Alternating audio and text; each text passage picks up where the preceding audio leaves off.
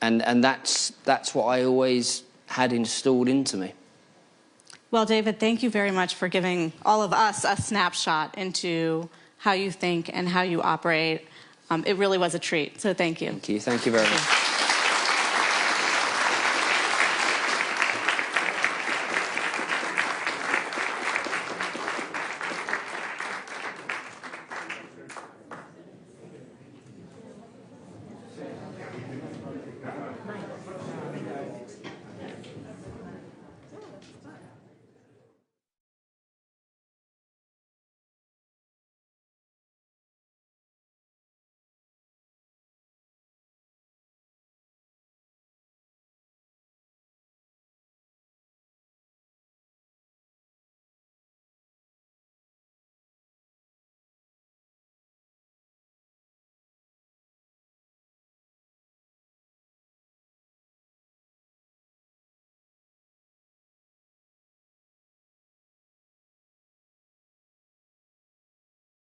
Disagreeing on things, but I think there is no proposition that would command more universal agreement across the economics profession than the idea that the sustained application of broad-based tariffs apart from particular purpose is not likely to be economically positive. Thanks, Larry.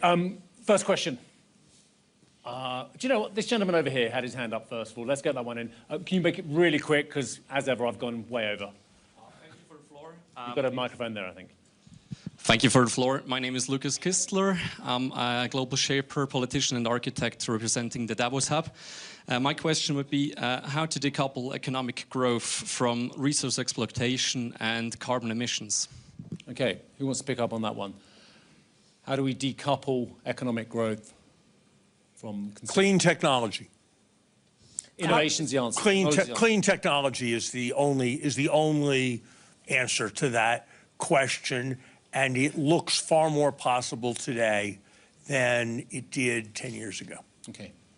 No, I was talking in the context of Saudi. I mean, it's diversifying our sources of growth, having to rely on more than one channel that brings that flow from more than one exported product. We have the resources and the assets and capabilities to advance our industrial complex so we can export more competitively, direct our incentives towards a more competitive set of non-oil exports, and then put in some fiscal measures that really shield our economy from relying on a single commodity price as we transition from one structure to another, which kind of we are in the middle of at the moment. Very smart regulation and let the market do the transition. Because the elephant in the room is who pays for the transition. You know, Santander, we have 170 million customers, many of which are in Brazil, Mexico, developing economies.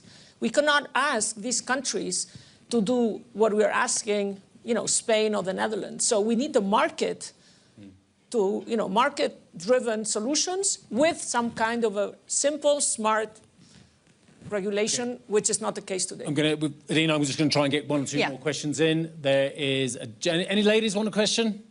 Oh, there's a lady here, and then I'm going to ask this gentleman over there who's been very patient. That will be the last questions, I'm afraid, as well. So one here and then one there. In fact, why don't we get both questions? We'll get yours, and then we'll get this gentleman's question, and then we'll get them to the panel. Hi, Sue Chan from The Telegraph. My question is for Anna Botan. This panel is about the future of growth.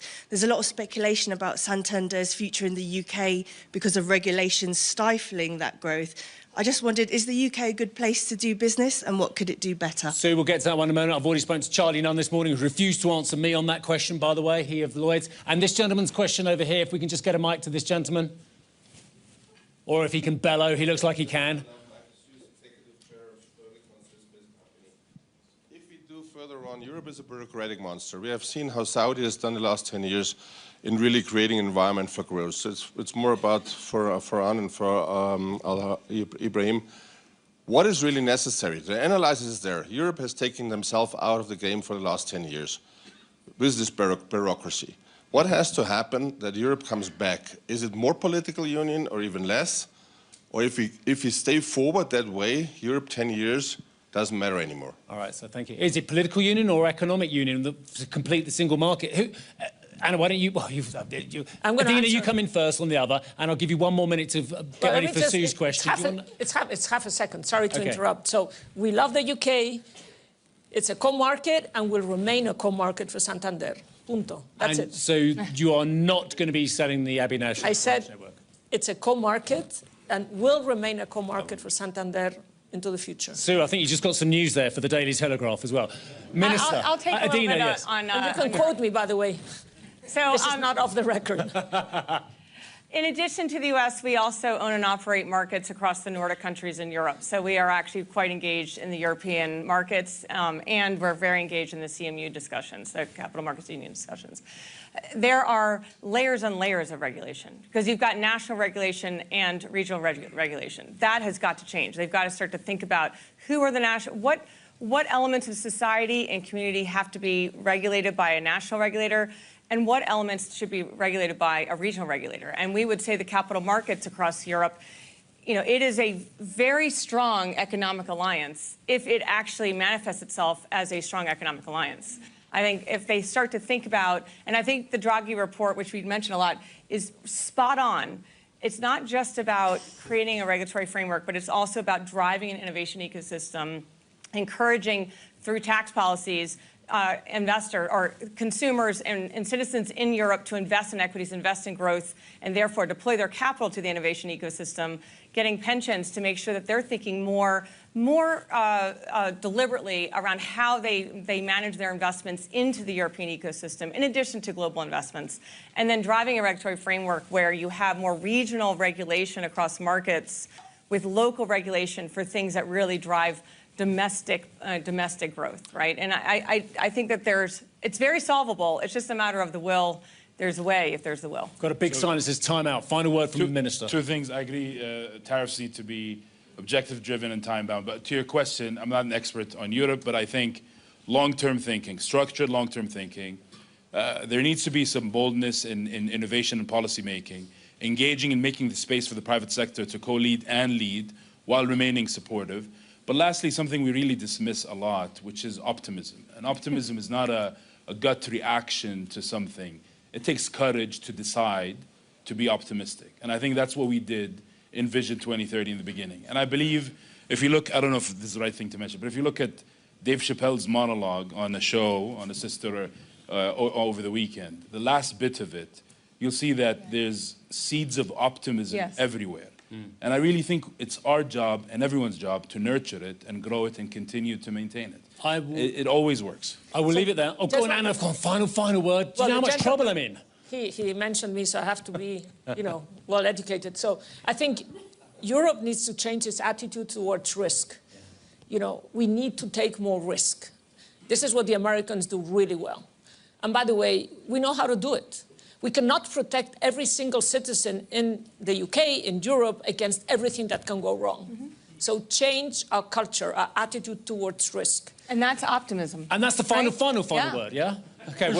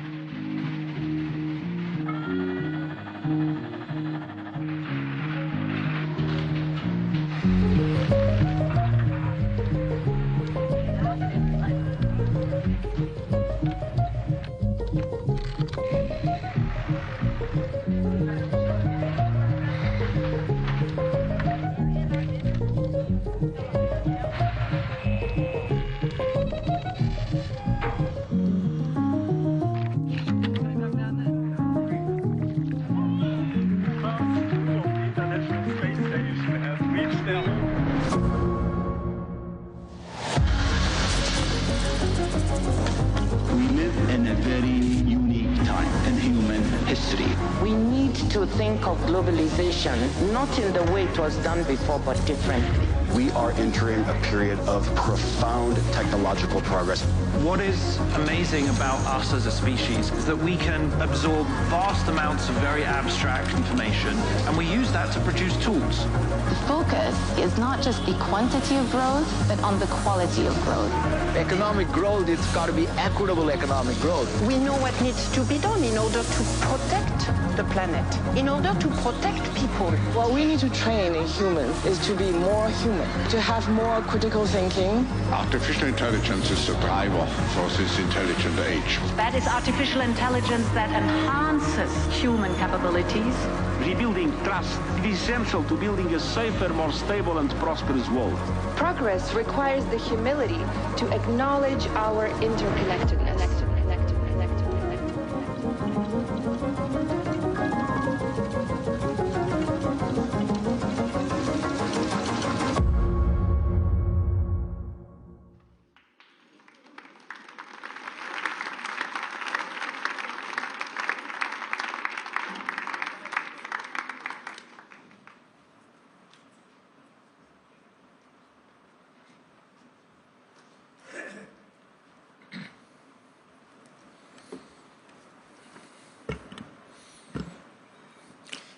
Excellencies, dear participants, it is my great honor to welcome you to the World Economic Forum's annual meeting in 2025.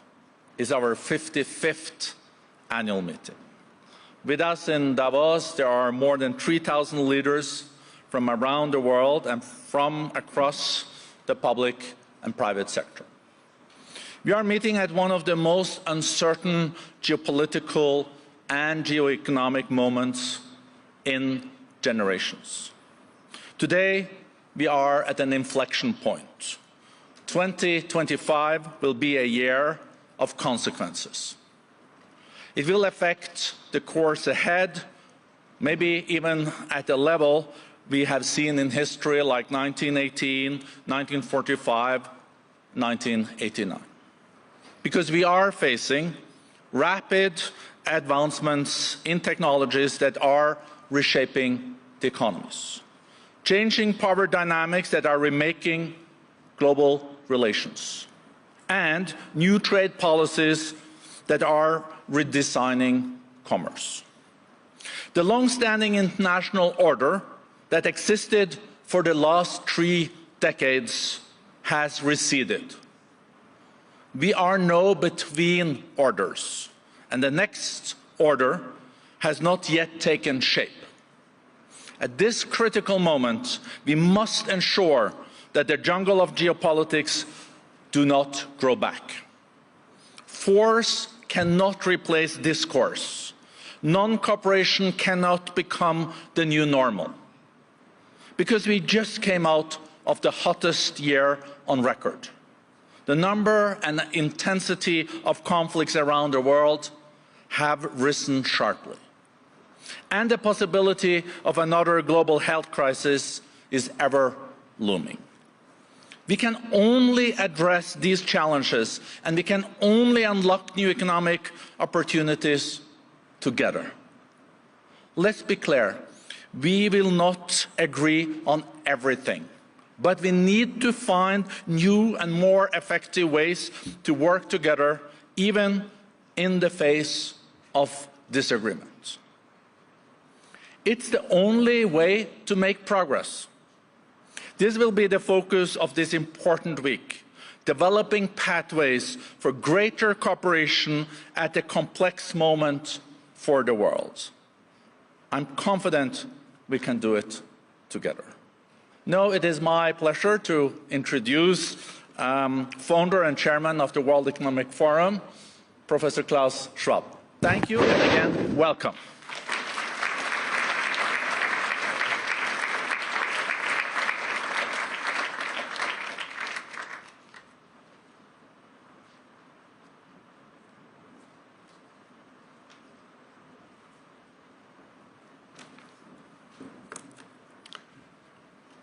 Thank you, President Berger, Rende.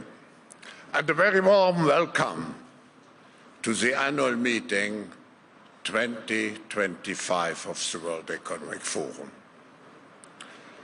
We are coming together at a moment when the world faces critical challenges. Our annual risk report 2025 identifies the foremost risks such as armed conflicts, extreme weather events, misinformation and disinformation, increasing divisions within societies, within countries, cyber espionage, and many more.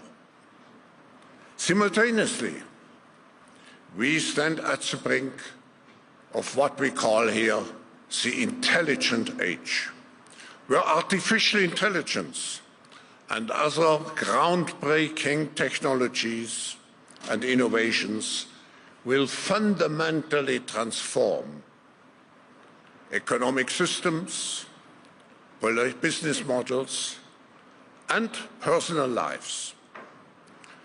The transition from the industrial to the intelligent age is occurring at an exponential pace, carrying unprecedented risks for humanity as we strive to prepare and to adapt to its complexities. Yet, it also offers significant opportunities for meeting current and future challenges and spark a new renaissance, one defined by advancements in technology, health, culture, and societal welfare. The foundation of such a renaissance lies in cooperation. This is the reason why we have chosen as a theme for this annual meeting 25, collaboration for the intelligent age. The scale and complexity of shaping the intelligent age requires the commitment and engagement of all stakeholders of global society. The Forum community here in Davos and in this room, 3,000 decision makers from politics, business, civil society, academia, young professionals, and the media will bring different perspectives and diverse expertise to collectively engage into discussing solutions and new pathways for this intelligent age. As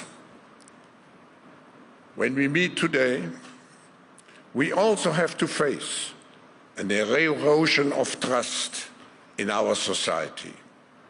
We all must work together to regain trust in order to progress nationally and internationally.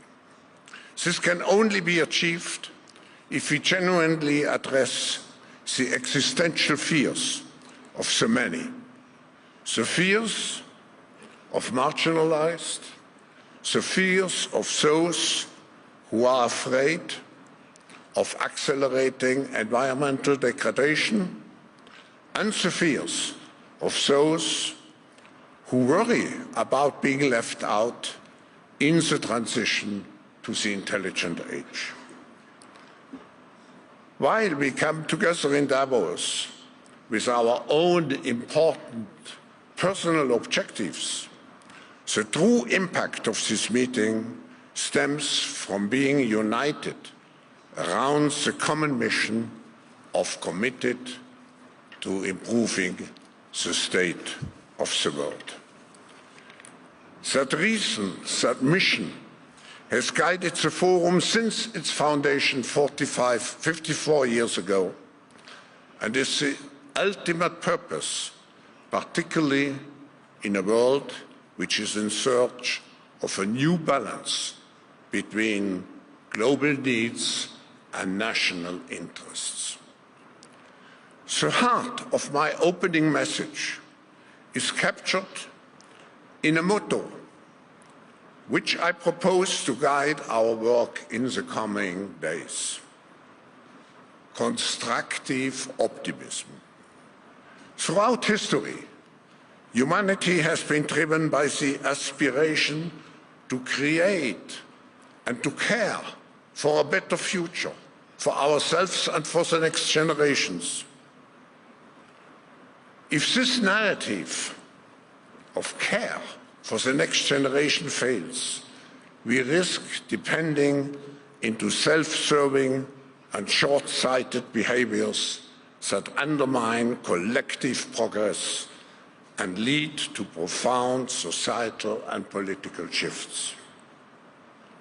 To counter the erosion of hope and confidence in our future, we must go beyond reacting just to crisis. We must focus proactively, shaping the future in strategic, innovative, and constructive ways, despite the intense, short-term pressures and problems which we all feel. It is not cynicism or negativism which brings us forward, but practical steps to address the real-world challenges, what we want to do here during this meeting. Since creating the World Economic Forum more than half a century ago, I have devoted my life to bring the world together in the hope of building a better future through open dialogue and action-oriented collaboration. Despite monumental challenges, serious crises, and inevitable setbacks and conflicts, the fact remains that a large majority of global population lives today in better condition than in 1971, even though our fragile planet now supports twice as many people. There is progress, and this fuels, hopefully, all our optimism. The precondition for this positive thinking is that we are guided by a clear mission and develop the resilience to withstand the increased uncertainty, complexity, and also adversity which characterizes a fragmented and polarizing world. The future does not just unfold. The future is shaped by us, and particularly shaped by us here in this room.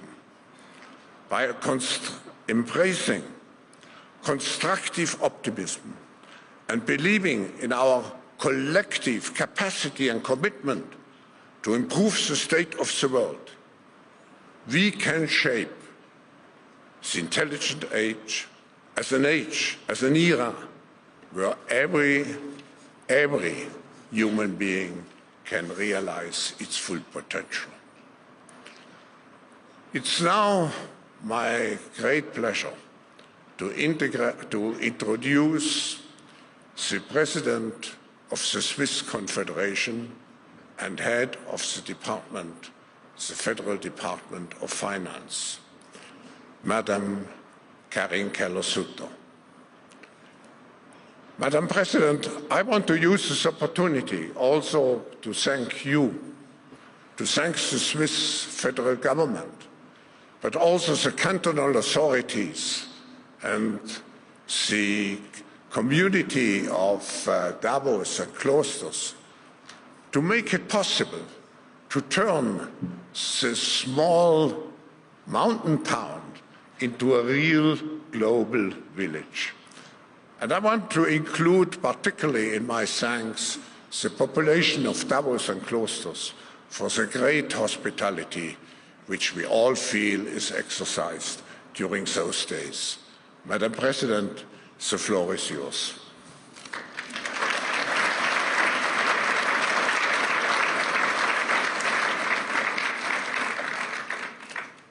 thank you so much, Professor Schwab, Excellencies, ladies and gentlemen. Perhaps it would send a shiver down your spine here in wintry Davos if I were to ask you for reasons to be cheerful in these times. But don't worry, you won't have to rack your brains. I'll give you a pretty good reason myself. The prosperity of nations and their populations is not simply left to chance. No, there are rules and patterns that can be recognized. These scientifically based findings earned Darren Acemoglu, Simon Johnson and James Robinson the Nobel Prize in Economics last year. They showed that countries that establish community-oriented institutions to protect citizens' rights and promote fair competition are more likely to prosper in the long term. Where power and resources are concentrated in the hands of a small elite, however, widespread prosperity and social peace cannot flourish.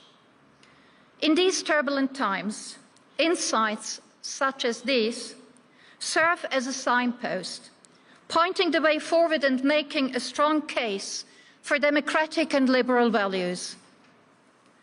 Excellencies, ladies and gentlemen, signposts are particularly useful these days.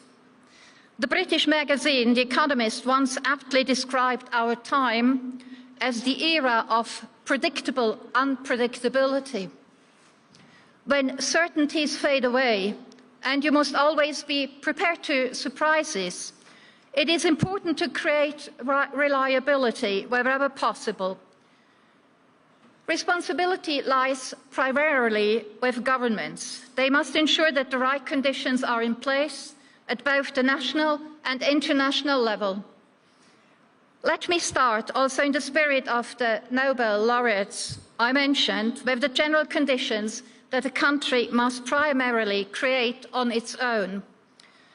After all, the international community also benefits from the domestic strength and thus the prosperity and stability of individual states. It can ultimately only be as strong as the sum of its members. Firstly, I would like to mention the institutional dimension. Only a state with stable institutions can create a sound environment where everyone can freely develop their potential. And a state must protect this freedom with rules. Within this secure framework, the economy and its businesses can generate prosperity. Secondly, competitiveness, both domestically and with the world. Without competition, there is no innovation, and without innovation, there is no progress. Think of climate change. It will be impossible to deal with it without technological progress. But in order for the best ideas to serve everyone, we need open production and good markets. And these markets only work if we ensure fair and transparent rules. The free trade in goods and services has reduced poverty in many parts of the world and made humanity as a whole more prosperous. It would be wrong to forget this. Of course, there is potential for improvement. Many people feel forgotten in the globalized world. This has a negative impact on the credibility of the national and international institutions. This is another, but not only pure economic reason why Switzerland will continue to advocate for open and regulated trade. The third point I would like to mention is fiscal strength. The importance of healthy public finances is immeasurable, especially in unstable times. They make a state strong and resilient to crisis. They enable it to invest not only in education and infrastructure, but also in security, in social security, of course, and also in national securities. A state is only credible and sovereign if it has sufficient resources and if it can guarantee its core task of providing security. And at the same time, a state's ability to act is also the best defense against populist tendencies. As I said at the beginning, the concentration of power in the resources in hands of just a small elite can be an obstacle to widespread prosperity and social peace. The same also applies when politicians squander the working population's money without any discernible benefit, or if they borrow and spend at the expense of future generations. I'm sure I'm not the only one in this room who is concerned about the very high and rising debt levels in many countries. They not only pose a risk for those countries, but also a threat to the stability of the international financial markets. As Finance Minister, I have been dealing with this topic intensively for some time now. No market is more globalized than the financial market, and financial market stability can therefore only be achieved multilaterally. When Credit Suisse failed, Switzerland was able to prevent the loss of confidence in a single bank from spiraling into an international financial crisis. Switzerland was able to act because it has stable institutions, is financially strong, and could guarantee large sums. But it was a close call, and I believe a stronger international regulatory framework is essential. Excellencies, ladies and gentlemen, Switzerland is willing to do its homework and maintain its domestic strength and sovereignty. This also allows us to be involved at the international level and to stand up for global interest in a spirit of solidarity. For this solidarity to work, we need international agreements that are adhered to. With this in mind, Switzerland is committed to a just and lasting peace in Ukraine and to the country's long-term reconstruction. And with regard to the Middle East, Switzerland welcomes the ceasefire in Gaza and commends the negotiation efforts of the United States, Egypt and Qatar. But it is not only the government that have to assume responsibility, business must do so too. For itself, for expertise building, training, for the environment, for the society, there is, to put it diplomatically, still room for improvement. For some years now, we have been able to observe how economic players increasingly call for state support, in short, for public money. The pandemic reinforced this tendency, and excessive wages also undermine trust in the private sector. As a result, due to such failures, the considerable social and ecological commitment of so many companies, from small businesses to global corporations, risks being forgotten. So let me ask you to help restore the positive image of the business community. In return, I can assure you of Switzerland's commitment to safeguarding reliable conditions at the national and international level. Excellencies, ladies and gentlemen, these aren't good times for people without an inner compass and for routes without signposts. And Davos in winter isn't a good place for shoes without a sturdy tread. So don't slip. And above all, let's make sure we don't slip up. Thank you.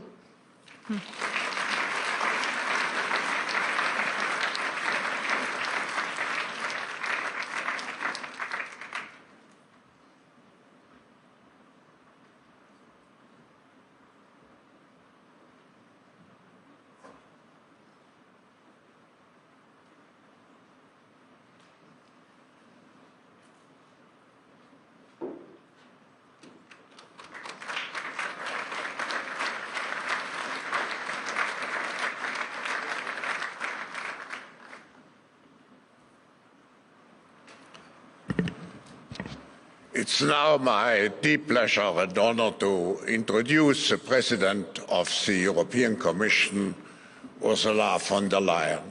Madam President, you have been a friend and a regular participant of our meetings since, I would say, quite some time. And I remember still very vividly when you joined us 5 years ago at the beginning of your first mandate. And nobody knew at that time what great challenges you would have to face. A pandemic, a war. But nevertheless, you were able to give Europe, in addition to managing those crises well, to give Europe new visions, a vision of digital Europe, the Green Deal, to mention only a few. And now you are standing at the beginning of your second mandate. And again, Europe is faced with tremendous challenges. I would say the next 5 years will be crucial. Either we come out as a very reinforced Europe, which is still the second largest global economy. And if I look at population, I think we are number 3. I'm sure that under your leadership, Europe will be not marginalized. What could happen?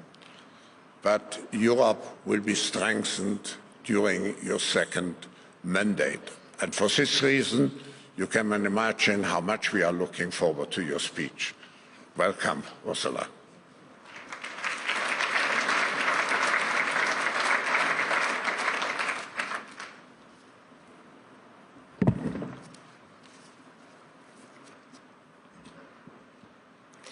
Lieber Klaus Schwab, liebe Karin Keller-Sutter, Your Majesties, Presidents, Prime Ministers, Excellencies, ladies and gentlemen. The first quarter of the century has come to an end, and it has brought about a sea change in global affairs. This century started with great expectations. 25 years ago, the era of hyperglobalization was nearing its peak. As supply chains went global, hundreds of millions of people were being lifted out of poverty, especially in India and China. In America, the dot-com boom was at its height, symbolizing the optimism of a connected global world, in which technology was seen as an unambiguous force for prosperity and peace. With Russia making the G7, G8, democracy was ascendant across the world. You might recall that some even said it was the end of history. In our European Union, our single currency, the euro, was about to bring our people and economies much closer together. The global economy reaped the dividends. And here in Davos, world leaders discussed how global cooperation in technology could help the fight against poverty and disease. It was the promise of a more integrated and cooperative world. 25 years on, has this promise been fulfilled?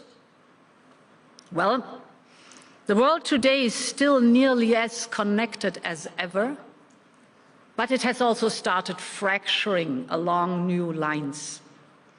On the one hand, since the year 2000, the volume of global trade has doubled, although trade within regional blocs is now expanding faster than trade between them. It is common that a chip is designed in the United States, built in Taiwan with European machines, packaged in Southeast Asia, and assembled in China. On the other hand, last year alone, global trade barriers have tripled in value. International trade institutions have often struggled to address the challenges posed by the rise of non-market economies that compete at a different set of rules. Innovation continues to flourish with advances in AI, quantum computing, and clean energy, poised to change our way of life and work. But technology controls have also quadrupled in recent decades. Our supply chain dependencies are at times weaponized, as shown by Russia's energy blackmail, or exposed as brittle when global shocks, such as the pandemic, emerge without warning.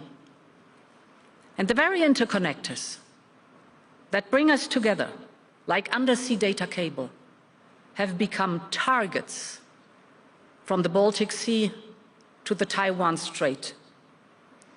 The cooperative world order we imagined 25 years ago has not turned into reality. Instead, we have entered a new era of harsh geostrategic competition. The world's major economies are vying for access to raw materials, new technologies, and global trade routes. From AI to clean tech, from quantum to space, from the Arctic to the South China Sea, the race is on. As this competition intensifies, we will likely continue to see frequent use of economic tools, such as sanctions, export controls, and tariffs, that are intended to safeguard economic and national security. But it is important that we balance the imperative to safeguard our security against our opportunity to innovate and enhance our prosperity. In this spirit, we will need to work together to avoid a global race to the bottom, because it is in no one's interest to break the bonds of the global economy.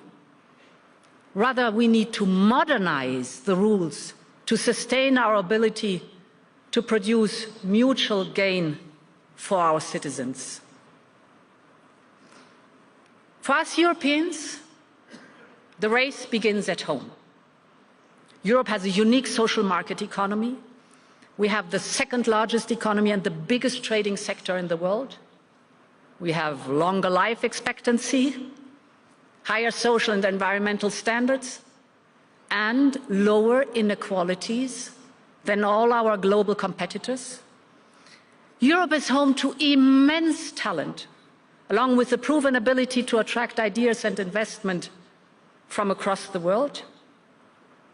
Our capacity to invent and create is underappreciated. Europe's global share of patent applications is on par with the US and China. But the world is changing. So must we. In the last 25 years, Europe has relied on the rising tide of global trade to drive its growth. It has relied on cheap energy from Russia, and Europe has too often outsourced its own security. But those days are gone. To sustain our growth in the next quarter of the century, Europe must shift gears. And this is why I asked Mario Draghi to deliver a report on European competitiveness.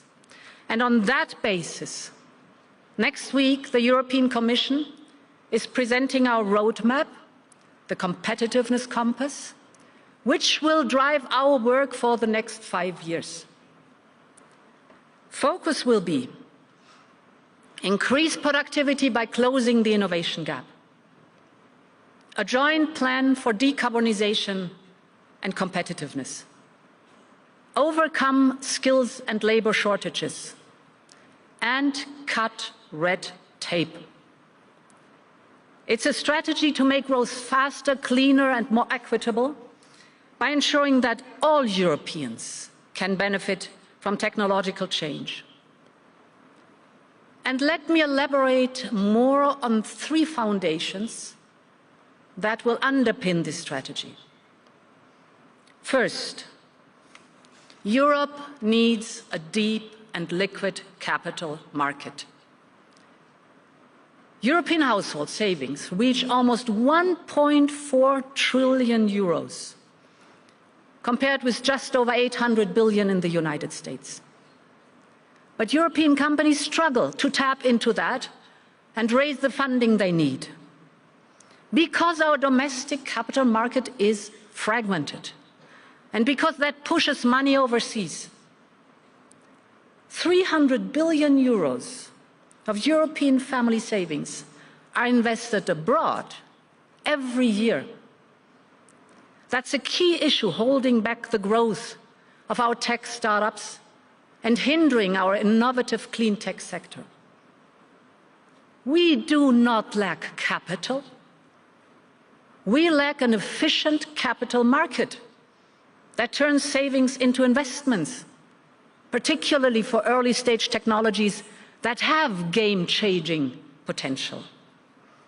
And this is why we will create a European Savings and Investments Union with new European saving and investments products, new incentives for risk capital, and a new push to ensure the seamless flow of investment across our union.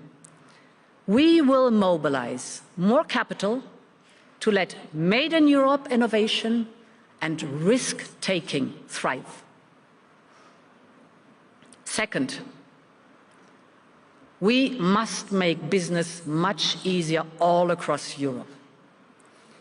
Too much of our top talent is leaving the European Union because it's easier to grow their companies elsewhere.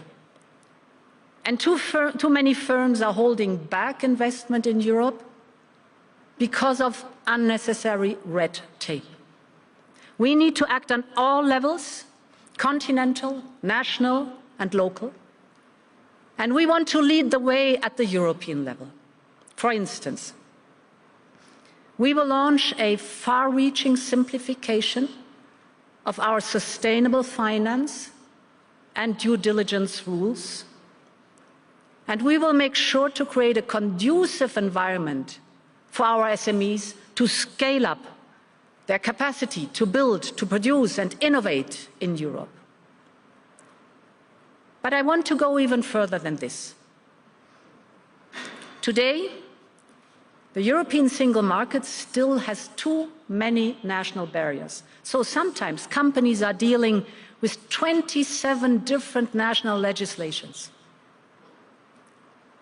We will offer instead to innovative companies to operate all across our European Union under one single set of rules. We call it the 28th regime. Corporate law, insolvency, labor law, taxation, one single and simple framework across our union. This will help bring down the most common barriers to scaling up all across Europe, because continental scale is our greatest asset in a world of giants. The third foundation is energy. Before the start of Putin's war, Europe got 45% of its gas supplies and 50% of its coal imports from Russia. Russia was also one of our largest oil suppliers. This energy appeared cheap, but it exposed us to blackmail.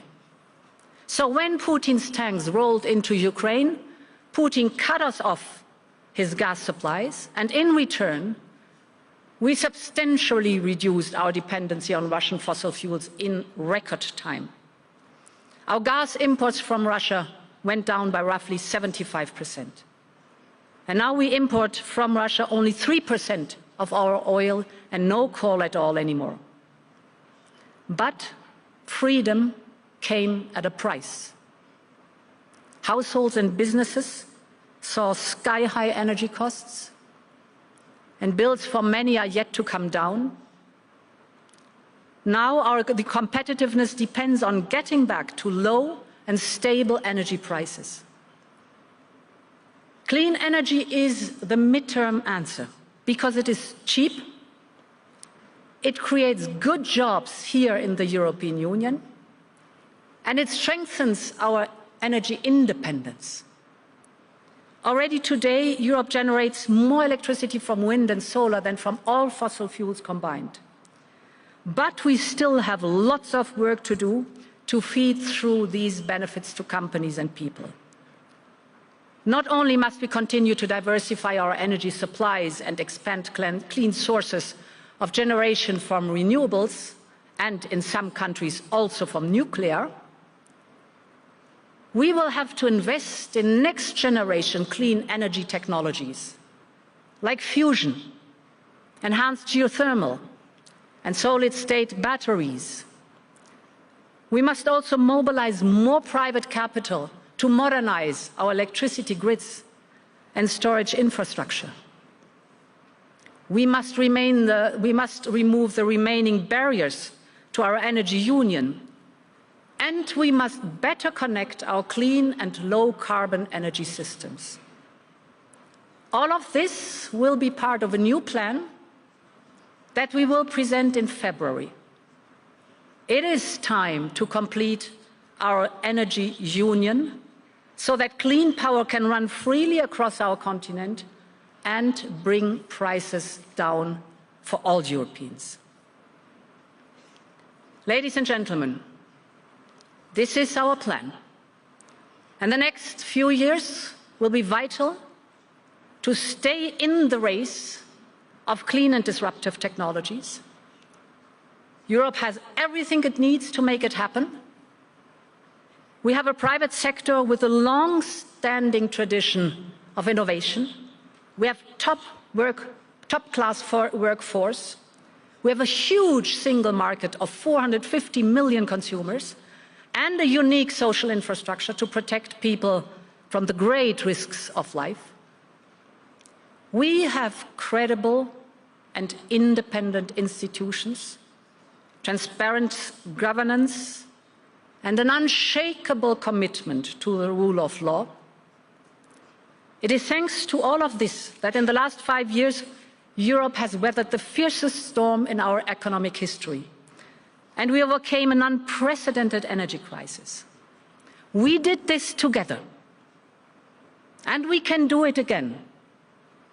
And we have the political will, because when Europe is united, it gets things done. Ladies and gentlemen, the coming years will be vital, well beyond Europe. All continents will have to speed up the transition towards net zero and deal with the growing burden of climate change. Its impact is impossible to ignore. Heat waves across Asia, floods from Brazil to Indonesia, from Africa to Europe, wildfires in Canada, Greece, and California, hurricanes in the US and the Caribbean. Climate change is still on top of the global agenda. From decarbonizing to nature-based solutions, from building a circular economy to developing nature credits, the Paris Agreement continues to be the best hope for all humanity. So Europe will stay the course and keep working with all nations that want to protect nature and stop global warming. Likewise, all continents will have to grasp the opportunities of AI and manage its risks. On challenges like these, we are not in a race against each other, but we are in a race against time. Even in a moment of harsh competition, we need to join forces. And Europe will seek cooperation, not only with our long-time like-minded friends, but with any country we share interests with. Our message to the world is simple. If there are mutual benefits in sight, we are ready to engage with you. If you want to upgrade your clean tech industries, if you want to upscale your digital infrastructure, Europe is open for business. And as great power competition intensifies, I see a growing appetite across the world to engage more closely with us. In the last 2 months, we concluded new partnerships with Switzerland, Mercosur, and Mexico. This means that 400 million Latin Americans will soon be engaged in a privileged partnership with 450 million Europeans. These deals were in the making for years, if not decades. So, why are they all happening today? It is not only because Europe is a large and attractive market, but because with Europe, what you see is what you get. We play by the rules. Our deals have no hidden strings attached. And while others are only interested in exporting and extracting, we want to see local industries flourish in our partner countries, because this is also in our interest. It is how we diversify our supply chains. And this is why Europe's offer is so attractive all across the world. From our neighbors in Africa who are working with us to develop local clean tech value chains and clean fuels, to the vast Asia-Pacific region. Hence, the first trip of my new Commission will be to India. Together with Prime Minister Modi, we want to upgrade the strategic partnership with the largest country and democracy in the world. I believe we should also strive for mutual benefits in our conversation with China. When China joined the WTO 25 years ago, the impact of rising Chinese exports were called the China shock. Today, some are talking about a second China shock because of state-sponsored overcapacity. Of course, we must respond to this. Defensive trade measures are being adopted across the world, including the Global South, as a response to Chinese market distortions. This is also why Europe has taken measures, for instance, on electric cars. At the same time, I have always stressed that we are ready to continue our discussions, and we will continue to de-risk our economy. Many believe, including in China, that it would be in China's long-term interest to manage more responsibly its economic imbalances. That's also our view. And I believe that we must engage constructively with China to find solutions in our mutual interest. 2025 marks 50 years of our union's diplomatic relations with China.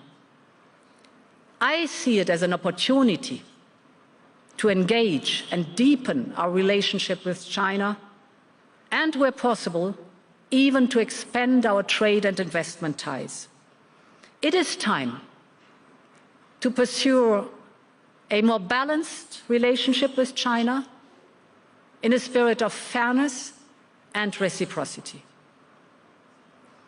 This new engagement with countries across the world is not only an economic necessity, but it's a message to the world. It is Europe's response to rising global competition. We want more cooperation with all who are open for it. And this, of course, includes our closest partners. I think, of course, of the United States of America. No other economies in the world are as integrated as we are. European companies employ in the United States 3.5 million Americans. And another million American jobs depend directly on trade with Europe.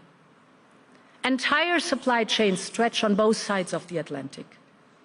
For instance, an American airplane is built with control systems and carbon fibers from Europe. And American medicines are made with chemicals and laboratory tools that come from our side of the Atlantic.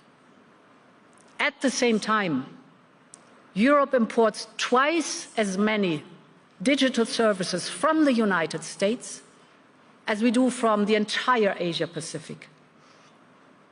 Of all American assets abroad, 2/3 are in Europe. And the US provides over 50% of our LNG.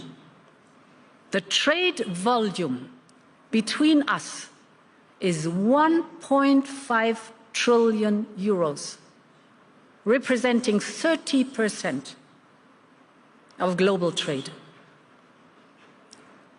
A lot is at stake for both sides. So, our first priority will be to engage early, discuss common interests, and be ready to negotiate. We will be pragmatic, but we will always stand by our principles. We will protect our interests and uphold our values, because that is the European way. The rules of engagement between global powers are changing. We should not take anything for granted. And while some in Europe may not like this new reality, we are ready to deal with it. Our values do not change. But to defend these values in a changing world, we must change the way we act. We must look for new opportunities wherever they arise. This is the moment to engage beyond blocks and taboos.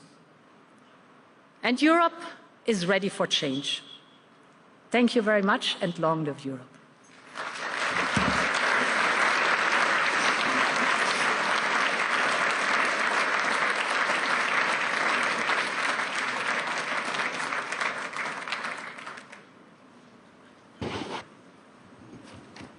Thank you very much, Madam President. This was really a demonstration of what I called constructive optimism. Yes, indeed. I think you dealt with all the major issues, but there was one issue where I still would like to ask you a question. We may face reduced American engagement in Ukraine. What will be the consequence for Europe, and how do you see Europe's role in the ongoing war in Ukraine? Yeah, thank you very much, Klaus. I think we should never forget where it all started. Ukraine is a sovereign country, and Ukraine determined its own future by asking for accession to the European Union. That's where it all started. And the response was an invasion by its neighbor, Russia. Secondly, I think we should also never forget in the European Union that this is not only about the security of Ukraine, but it's also about the European security. And the third point is, no one wants more peace than the people of Ukraine. But what they want is a just and a lasting peace. What they don't want is a frozen conflict that erupts again a little time later. I have witnessed over the last 3 years how Ukraine is working hard for the accession to the European Union. It's amazing to see the speed in which they work on heavy, difficult reforms while fighting a war. So for us, because of all this, it is very clear that we will continue to support Ukraine. We have supported Ukraine by now by almost 130 billion euros. But we will continue to support Ukraine without any question. Whatever happens next, for us it's important that Ukraine stays an independent country and that it is Ukraine that decides on its own territory. And therefore, Klaus, the sentence is still valid.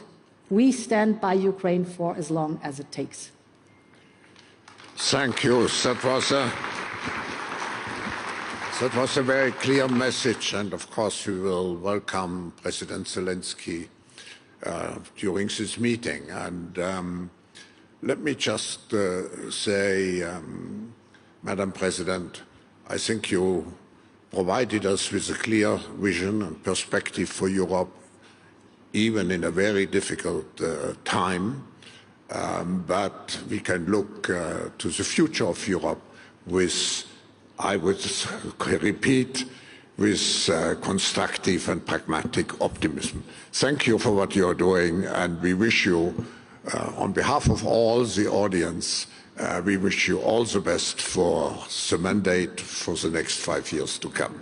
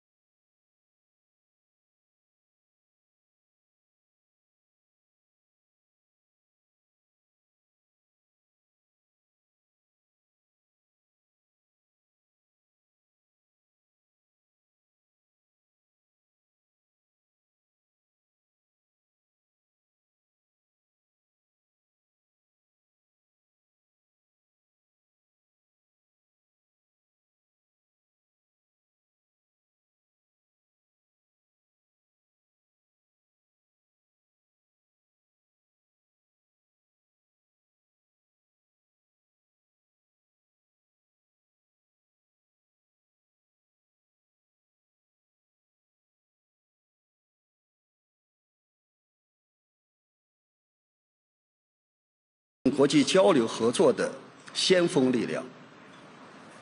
达沃斯小镇的吸引力，既在于拥有美丽的自然景色，更在于各种思想在这里碰撞、相互启迪、共同进步。8年前，正是在这里，中国国家主席习近平发表重要演讲，围绕“世界怎么了，我们怎么办”这样一个时代之问，发出了支持经济全球化、维护和践行多边主义、共创美好世界的最强音，被斯瓦布主席称为为我们带来了阳光。习近平主席深刻地指出，让世界经济的大海退回到一个一个孤立的小湖泊、小河流是不可能的。搞保护主义，如同把自己关进黑屋子，看似躲过了风吹雨打，但也隔绝了阳光和空气。当时我有幸在现场聆听，所以我也向斯瓦布主席报告，我这是第2次参加论坛，不是第1次。至今仍然记忆犹新。此后，习主席又2次在世界经济论坛上就完善全球治理、构建人类命运共同体给出明确的答案，为国际社会提供了重要的指引。当前世界百年变局加快演进，关税战、贸易战阴云密布，经济全球化动力和阻力焦灼，多边主义和单边主义接力博弈，全球治理体系正经历深刻调整，人类社会再次来到关键的十字路口，渴望阳光穿云破雾，指明未来前行的方向。我们要重温习近平主席的重要演讲，坚定信念，团结协作，在风高浪急中携手同行，推动构建人类命运共同体，为世界注入更多的确定性、稳定性，建设一个共同发展的公正世界。在这里，我愿谈几点看法。第一，共同推动普惠包容的经济全球化。经济全球化是社会生产力发展的客观要求和科技进步的必然结果，是浩浩荡荡的历史潮流。这些年，经济全球化虽然遭遇逆风和回头浪，但仍然展现出巨大的韧性、活力。根据世贸组织数据，1995年以来，全球贸易总额增长年均增长5.8%，2023年达到了30.4万亿元，30.4万亿美元。1995年至2022年，中低收入国家出口占全球的份额从16%上升为32%。同时，发达国家并没有因此吃亏受损，经济增速和人民福祉也得到了有效的提升。经济全球化不是你输我赢的零和博弈，而是互利共赢的普惠进程。当然，经济全球化也会带来一些利益分配上的矛盾分歧，这些问题只能在推进全球化的进程中加以解决。搞保护主义没有出路，打贸易战没有赢家。我们要充分利用一切机遇，引领好经济全球化的走向，以普惠纾发展之困，以包容聚合作之力，推动经济全球化进入更具有活力、更加包容、更可持续的新阶段。相信我们有足够的智慧和能力，通过沟通和协商，找到互利合作的双赢多赢之道，把经济全球化的蛋糕不仅做得更大，而且也要分得更好。第二，共同维护和践行真正的多边主义。多边主义是维护世界和平、促进人类发展的人间正道，是解决世界面临困难挑战的金钥匙。国际上的事要由大家共同商量着办，世界前途命运要由各国共同掌握。这是国际社会人心所向。我们要高举多边主义的旗帜，坚持共商共建共享的全球治理观，确保各国在国际事务上权利平等、机会平等、规则平等。今年是联合国成立80周年，我们要以此为契机，重申对联合国宪章宗旨和原则的承诺，坚定维护以联合国为核心的国际体系和以国际法为基础的国际秩序，推动全球治理朝着更加公正合理的方向发展，坚定维护以世界贸易组织为核心的多边贸易机制，维护国际贸易规则制定的主渠道地位，营造开放、包容、非歧视的国际经济合作环境。第三，共同塑造世界经济发展新动能、新优势。这次年会以人工智能时代的合作为主题，具有重要的现实意义。当今世界第一新一轮科技革命和产业变革深入发展，人工智能、量子科技、生物技术等前沿技术集中涌现，数字化、绿色化、智能化的进程不断加快。我们要抓住和用好机遇，推动数字时代互联互通，加强科技创新国际合作，助力各国壮大新兴产业和未来产业，加快培育和发展新质生产力。近年来，全球南北差距更加突出，技术鸿沟、数字鸿沟、智能鸿沟仍在扩大。我们要坚持科技成果造福全人类的理念，帮助发展中国家建设人工智能、智能交通、智慧能源等新型基础设施，加强关键民生领域信息技术推广应用，让更多的国家搭上数字经济的快车道。第四，共同应对全球性重大挑战。当前国际形势变乱交织，气候变化、粮食安全、能源安全等领域的问题层出不穷，唯有同舟共济、合理应对，才能共度难关，共创未来。习近平主席提出全球发展倡议、全球安全倡议、全球文明倡议，为世界提供了重要公共产品。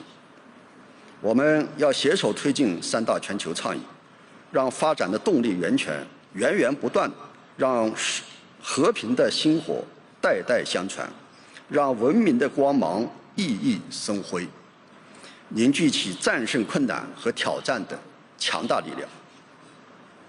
绿色转型是全球发展的大方向，解决气候变化的问题的根本之策。国际社会要一道努力，以公平、有序、公正的方式加速能源转型，维护新能源产业链稳定，推广绿色产品和技术，应对气候变化要一以贯之，增强环境、气候和经贸领域政策的一致性，避免因为经贸摩擦迟滞绿色转型的进程，避免设置绿色壁垒，干扰正常的经贸合作。安全和发展相辅相成，相互促进。当前一些国际热点冲突仍在延宕，严重冲击世界和平稳定。我们要坚持以合作谋安全、促和平，以对话解纷争、化分歧，共同走对话而不对抗、结伴而不结盟的新型安全之路。支持联合国及其安理会发挥更大的作用，支持一切有利于和平解决危机的努力。女士们、先生们、朋友们，中国是世界经济发展的重要引擎。在达沃斯讨论世界经济问题的时候，人们总会把目光投向中国。借这个机会，我想就中国经济几个大的趋势性特征向大家做一个简要的介绍。第一个大的趋势是高质量发展扎实推进，这是中国经济的一个突出亮点。刚刚过去的一年，中国经济运行总体平稳，稳中有进，国内生产总值增长5%，增速居世界主要经济体前列。这一年，中国经济面临不少的困难和挑战，我们加强逆周期调节，特别是在3季度，加力推出一揽子增量调节政策，有效地提振楼市、股市市场预期和社会信心，促进经济回暖向好。中国经济遇到的困难，既有外部大环境的影响，也有自身经济结构调整带来的阵痛。我们坚持不懈推动高质量发展，新产业、新业态、新模式竞相涌现，对克服经济困难发挥了重要作用。去年，我也多次到中国的各地去调查研究，看到经济新旧动能转换成效十分明显，新兴产业和未来产业蓬勃发展，新质生产力正在加快形成。我所调研的企业中，有民营企业，也有外资企业，有传统的制造业，也有数字产业。大家对未来都充满了信心。今年，中国将进一步加大宏观政策的调控力度，实施更加积极的财政政策和适度宽松的货币政策，大力提振消费，提高投资效益，推动科技创新和产业创新融合发展，促进资本市场健康稳定发展和房地产市场止跌回稳，有效防范化解地方债务风险，推动经济实现质的有效提升和量的合理增长。中国经济稳定健康发展，也将为世界经济发展持续注入强大动力。第二个大的趋势是绿色低碳转型全面加快，这是中国经济的鲜明底色。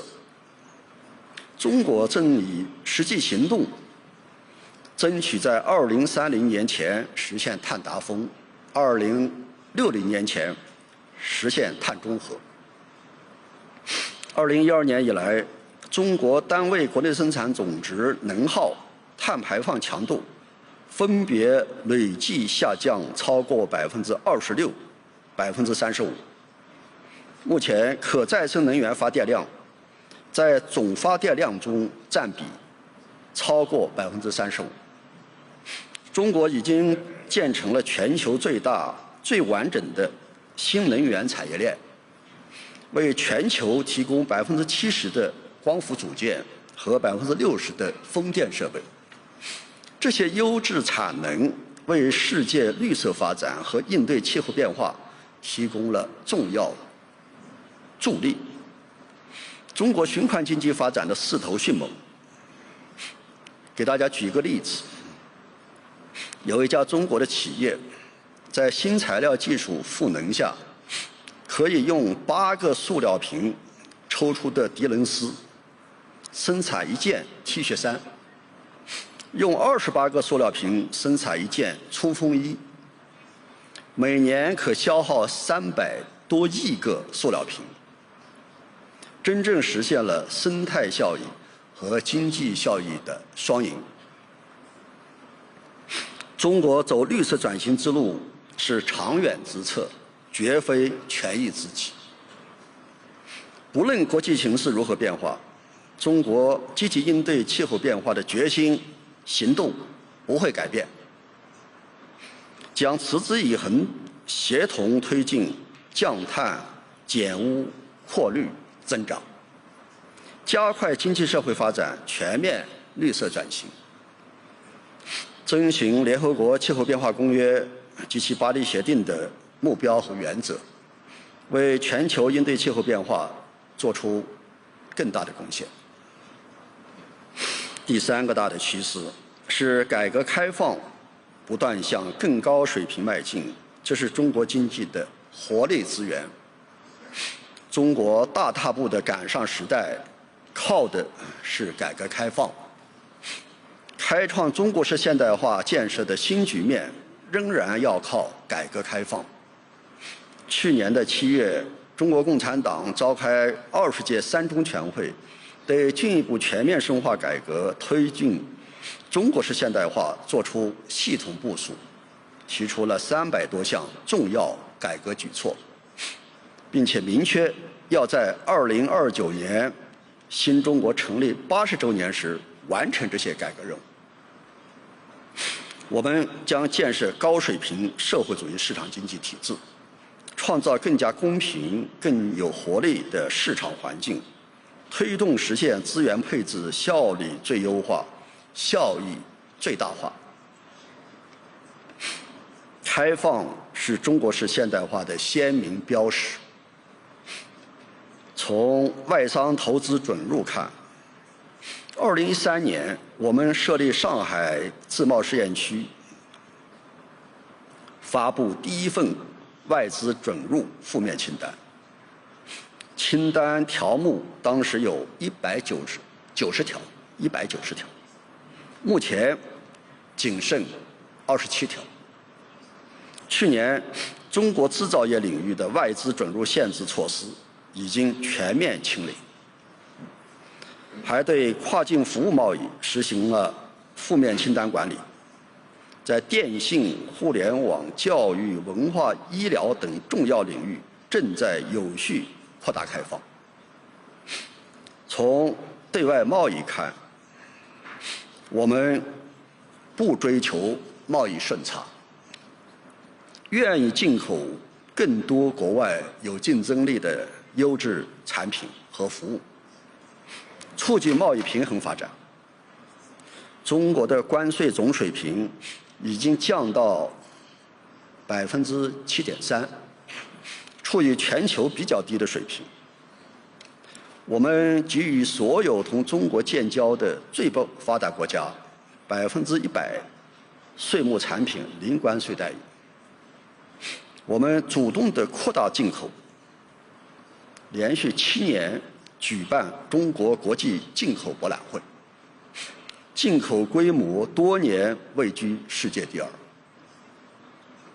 从营商环境看，跨国公司很关注中国知识产权保护、平等参与政府采购、跨境数据流动以及要素获取、资责许可和标准制定。这些方面，我们都在不断完善相关制度和政策。这些问题对内资企业和外资企业都很重要。我们的态度很明确，就是一视同仁、平等对待。以政府采购为例，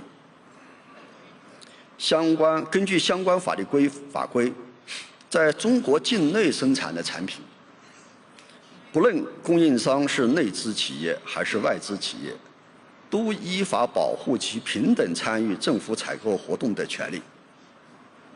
我知道在现实生活中，不论是外资企业还是内资企业，有的时候都可能会遇到一些玻璃门、弹簧门个案问题。我们真诚地愿意同大家一起解决这些问题。中国开放的大门不会关闭，只会越开越大，营商环境只会越来越好。我们真诚地欢迎更多的外国企业到中国投资兴业，在分享中国机遇中实现更好的发展。女士们、先生们、朋友们，中国的新春佳节就要到来，一元复始，万象更新。让我们从达沃斯重新出发，坚守多边主义正道，促进开放包容发展，共同开创更加美好的明天。最后，预祝本次年会取得圆满成功，谢谢大家。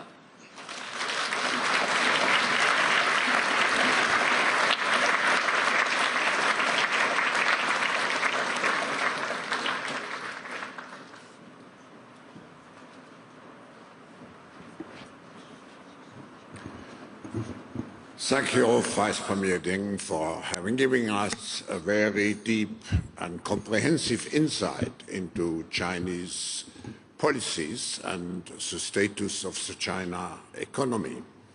Let me follow up with one or two questions.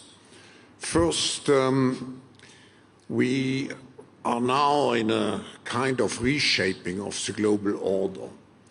And my question would be, how does China actually view its role in shaping the global order among the rising tensions which we have. And what would be actually the consequences, Vice Premier, of a world falling apart into two different systems, short-term and long-term? And what should be done to avoid such a scenario?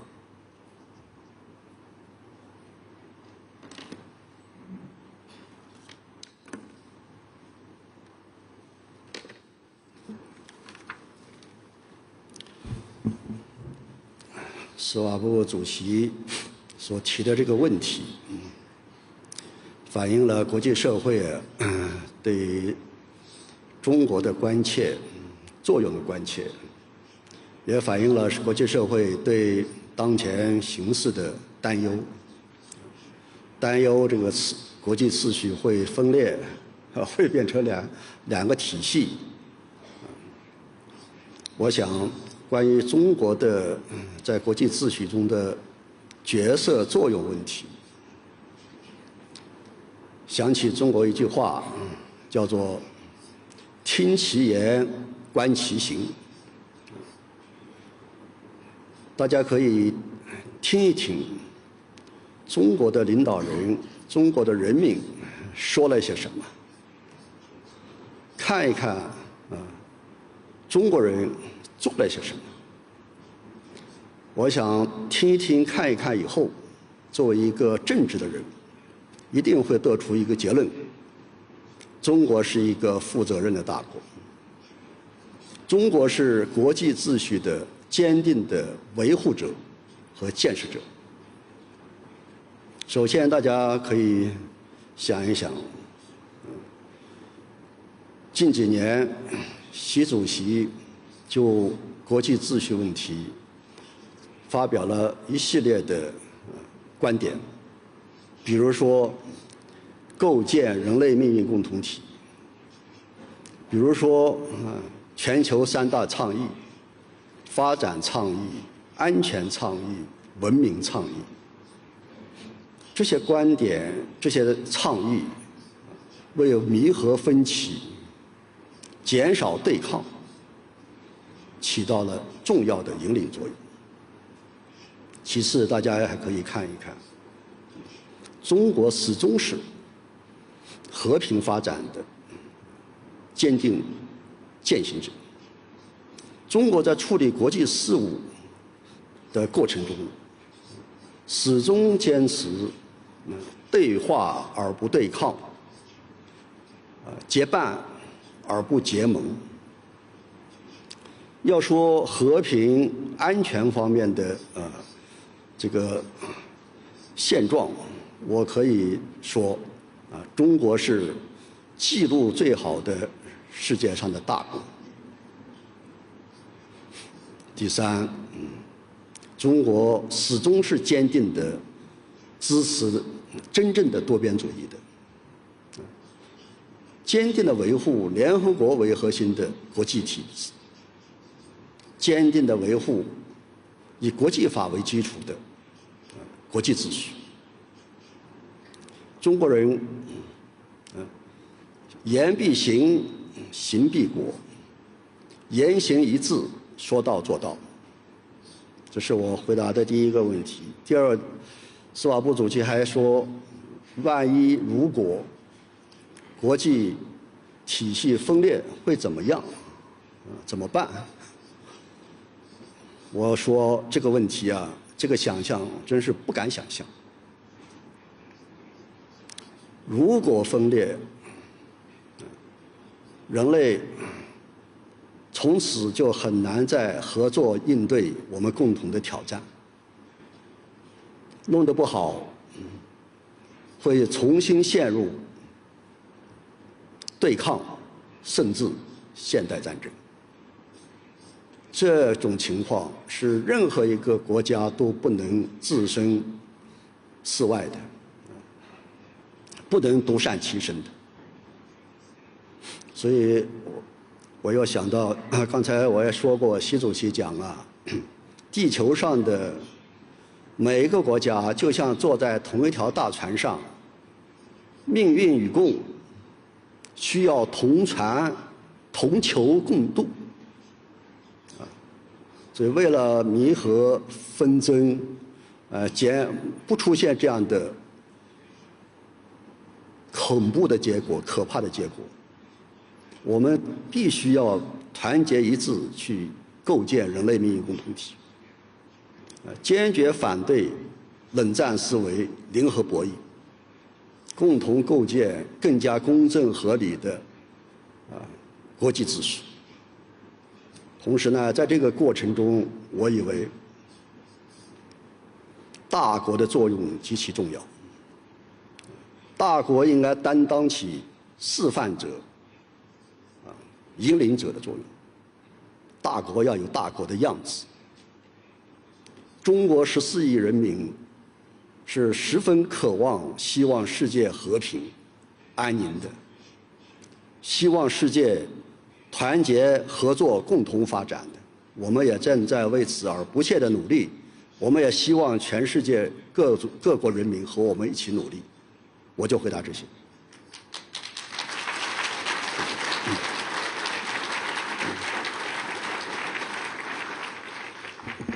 Thank you, Vice Premier Ding. In the context of the question I just asked also, we know that the intelligent age is characterized by fierce competition in the new technologies such as artificial intelligence and quantum computing.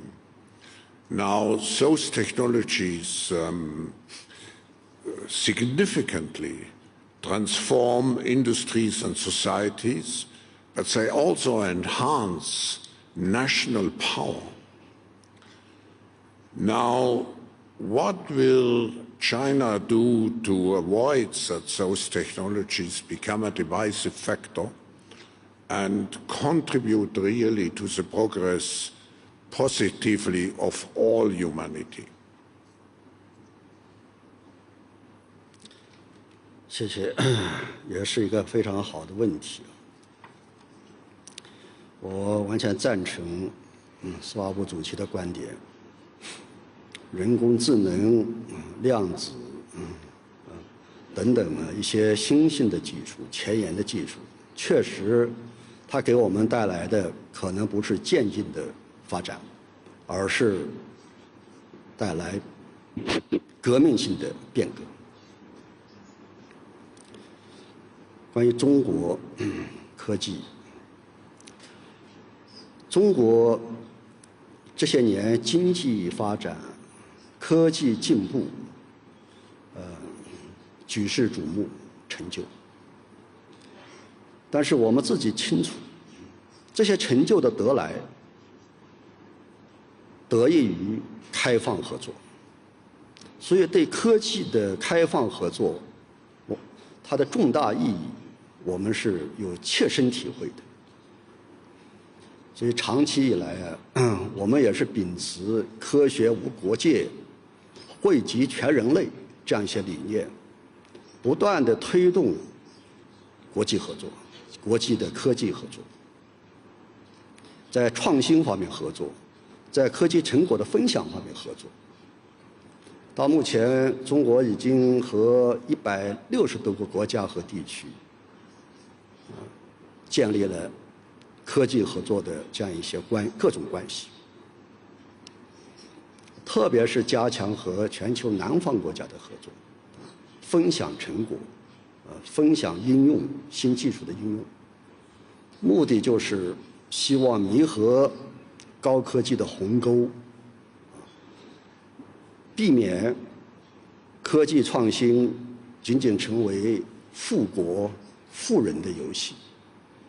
在这方面，我们也取得了很好的成果。关于人工智能的问题，我也完全赞成司法部主席的观点。人工智能等新技术做得好，它毫无疑问是促进发展的强大动力；做得不好，可能成为严重的风险来源。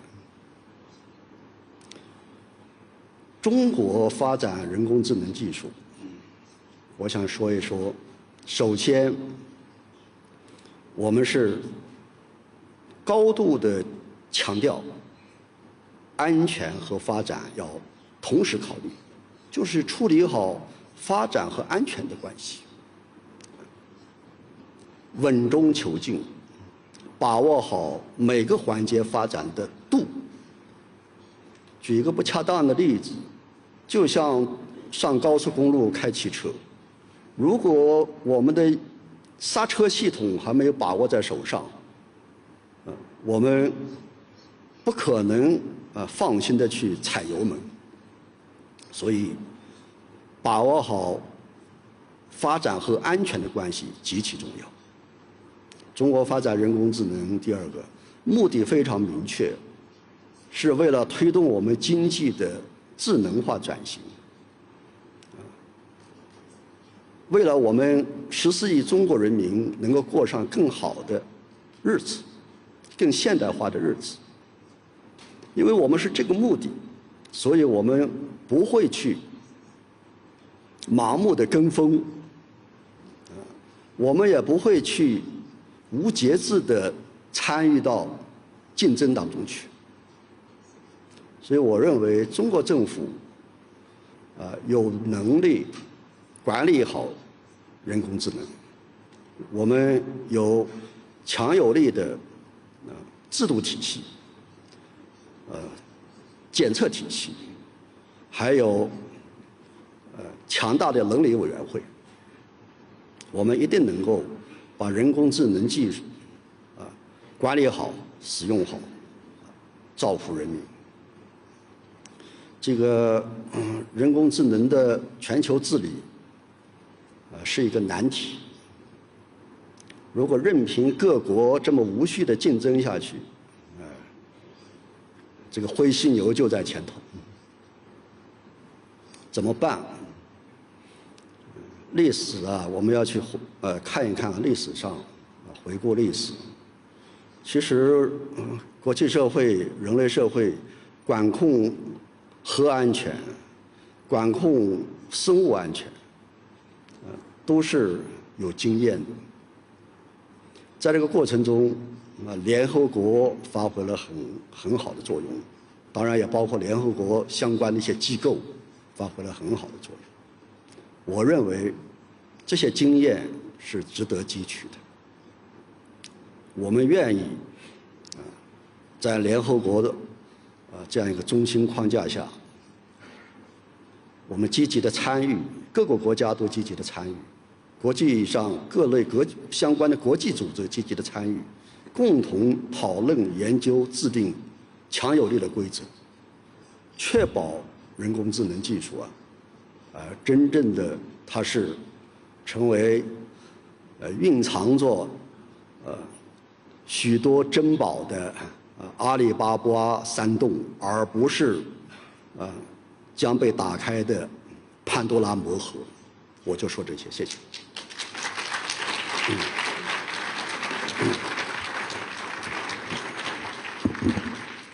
Ladies and gentlemen, this concludes our session, and please join me again thanking Vice Premier Deng for his insights into China's policies.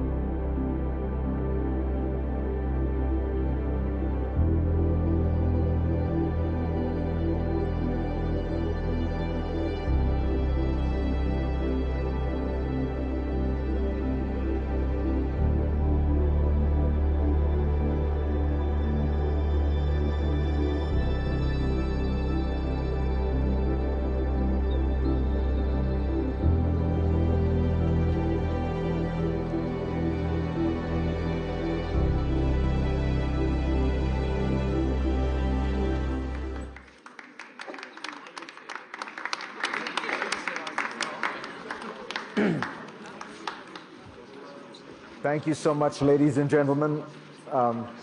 It's a pleasure to be here.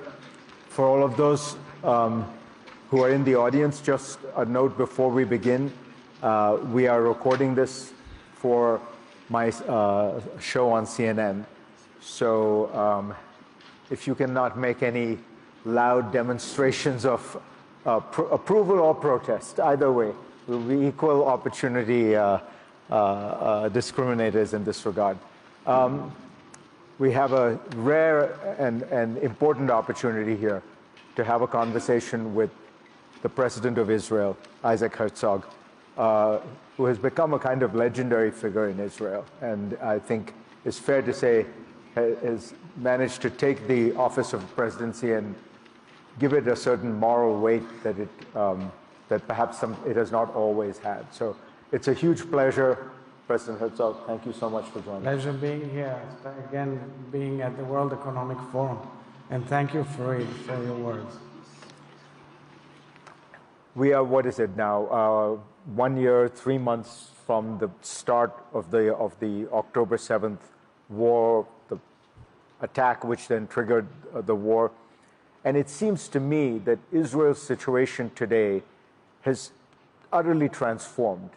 Hamas is in very bad shape. Its leadership has been largely destroyed. The leaders who planned the attack have been destroyed. Hezbollah has been substantially weakened. Multiple levels of its leadership have been destroyed. Iran has, its air defenses have been essentially neutralized. Its capacity to make weaponry has been significantly impeded. When you look at all that, do you view it as an opportunity for Israel, and what kind of opportunity? First of all, we are still at war. Of course, the ceasefire began on Sunday, and that is a very blessed moment, especially as we are hoping and yearning and working towards bringing back our hostages. I'll talk about it in a minute, but I would say that clearly the situation poses a great opportunity for the world at large, especially the free world, because the source of evil that emanates and covers us all starts with terror, especially with Iranian-instigated terror. This is the strategic issue above everything. Each proxy you deal with, the Houthis, Hezbollah, Hamas, Iraq, etc., so forth and so on, it is all supported, financed, organized, commanded, controlled, trained by Iran. This empire of evil in Tehran is still spending billions, and I have news for you and the entire universe. They are working day in, day out, even now, rather than soul-searching, looking in the mirror, seeing how they failed and how much damage and havoc and sorrow they created with their barbaric attacks with their proxies. They are continuing endlessly rushing towards the bomb. And, of course, planning all the time terror attacks world over and in our region, including predominantly the regime and its organizations, the IRGC, as the main focus. And I'm warning the world not to fall into kind of an aura of optimism, but rather be lucid about it. Yes, there is an opportunity, a huge opportunity, to change the course of the Middle East for the better, but there is also huge risk so long as this regime in Iran stays put and continues its efforts. It can stop its efforts, but it still continues its efforts. But let me ask you then, what would you advocate happen with Iran? Because right now, the United States has already a fairly strong, I mean, there are sanctions against Iran. The United States supported Israel when it went after Iran's air defenses.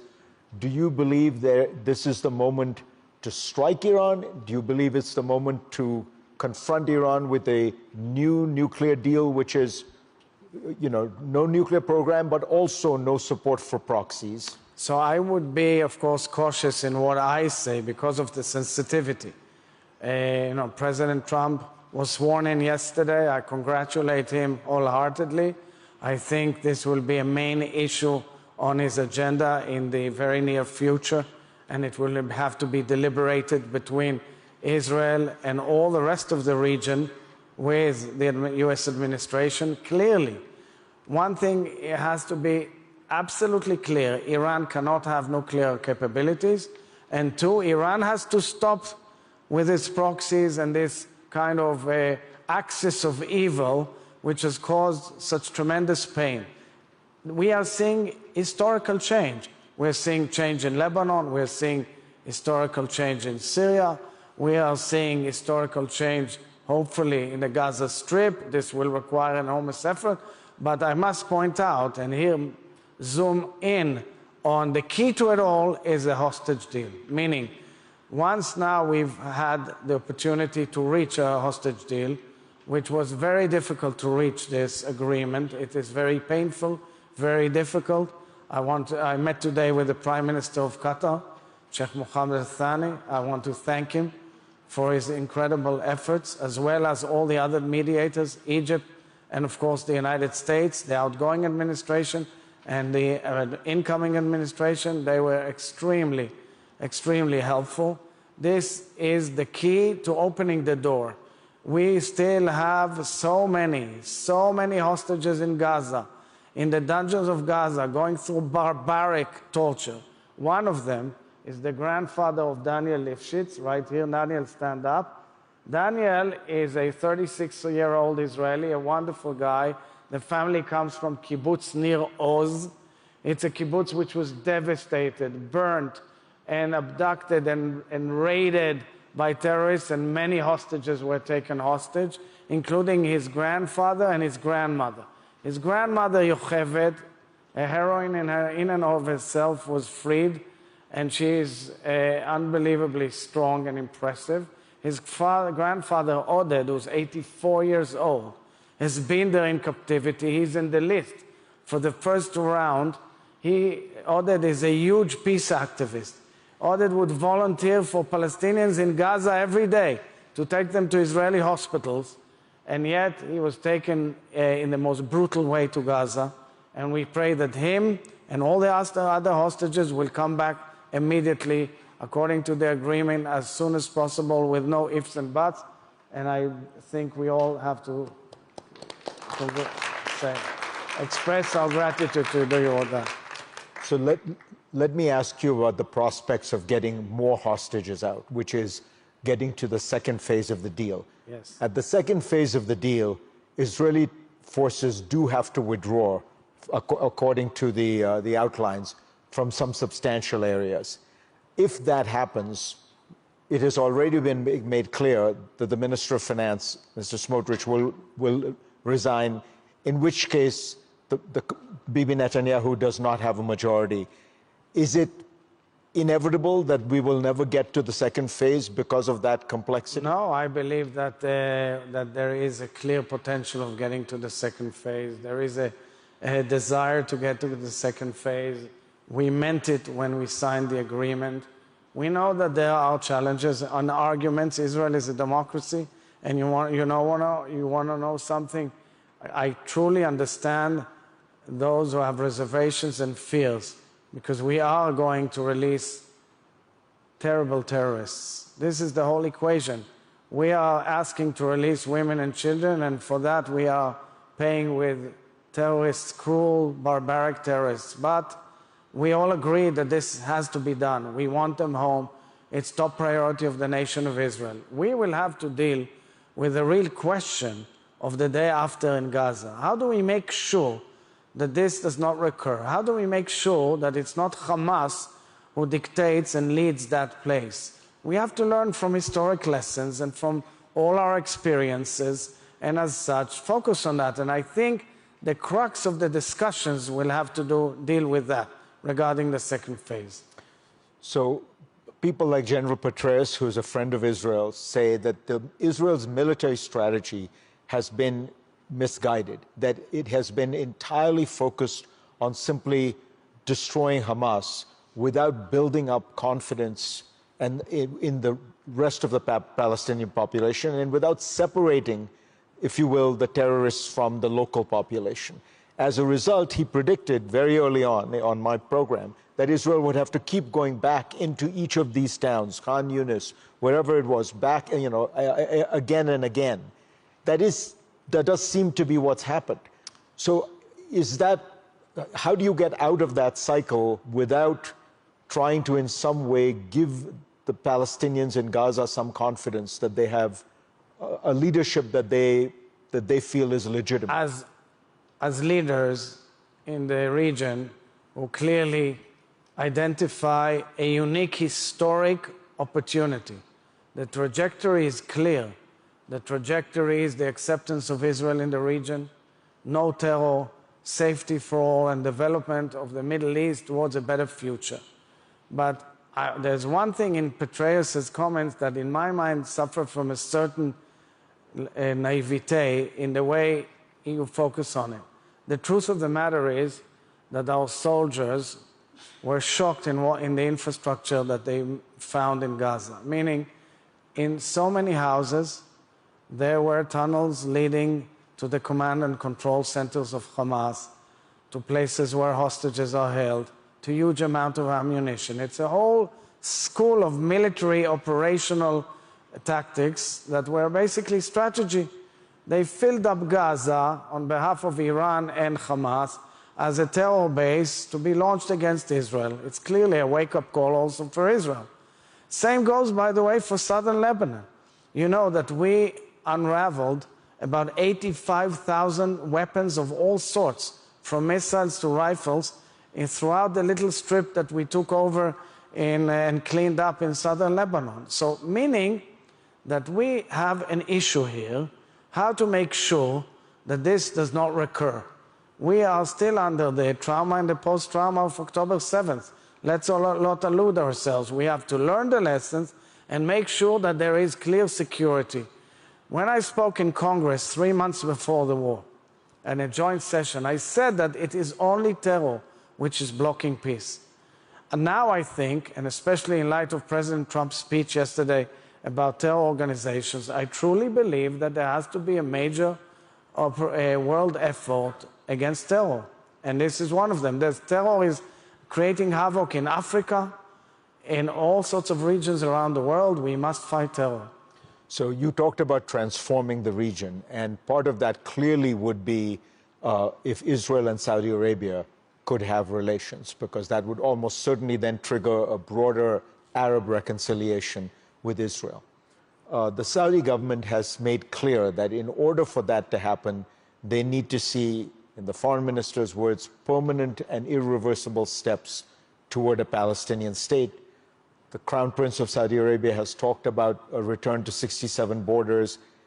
Is Israel willing to make those kind of concessions to get to that transformed state of relations? So I would say, first of all, that the grand vision, and it's something that makes so much sense, is that the children of Abraham, Muslims and Jews and Muslims, dwell together in peace in the region of their creation. It is something huge. You read it in the Bible, you read it in the Quran. It is something that after the enormous pain, really pain and enormous tragedies, we should strive for. And I think that a cornerstone for the next step of getting to that dream realized is a normalization, as they call it. But let's be honest, is real dialogue between Israel and Saudi Arabia. Saudi Arabia and Israel. Saudi Arabia is a very important country in the region and is, of course, the basin for Islam. And I believe that this must be moved forward. I say it openly. I supported it, and I still support it wholeheartedly. But do you support the conditions? And I think that there is an opportunity now to move forward. Regarding the nitty-gritty or the conditions, I would ignore some of all the statements. I think these things need to be discussed in closed rooms. I assume the Oval Office will be involved in it as well. I think that everybody realizes that this is a step that should radiate to the entire universe. Israel is here in this region forever, and that's why we should aim for it. apart also from the fact that Saudi Arabia itself is a key to regional stability. For example, I can envision that our region will supply energy, solar energy, to Europe, Asia, and Africa. We need for that a combination of all the states. There is an infrastructure available. There was a vision which was laid out by the previous outgoing administration of President Biden, connecting Israel all the way to India, meaning Europe to Southeast Asia and America to Australia through the Eastern Hemisphere. These are big things, and we have to push for all of that. In that vision, what is your vision for the 7 million Palestinians who live in Israel, in Gaza, and the West Bank? They neither have full political rights in Israel, they are not Israeli citizens, nor do they have full political rights in their own country. What is to happen to them? So we should strive for peace, and they deserve to have peace just like us. But it requires them to disseminate and understand that terror is out of the question under any circumstances. And unfortunately, even now, in these very hours, we are fighting and combating terror in the Jenin area, which is under the Palestinian Authority's rule.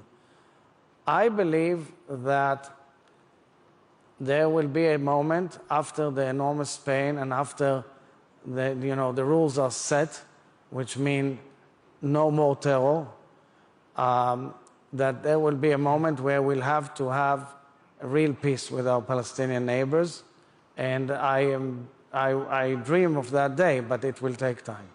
Does that include a Palestinian state? It includes many ideas, because the idea of the two-state solution is something which, on record, I supported in the past many times. But I would say that I had a wake-up call following October 7th, in the sense that I want to hear my neighbors say how much they object, regret, condemn, and do not accept in any way the terrible tragedy of the terror attack of October 7th and the fact that terror cannot be the tool to get there.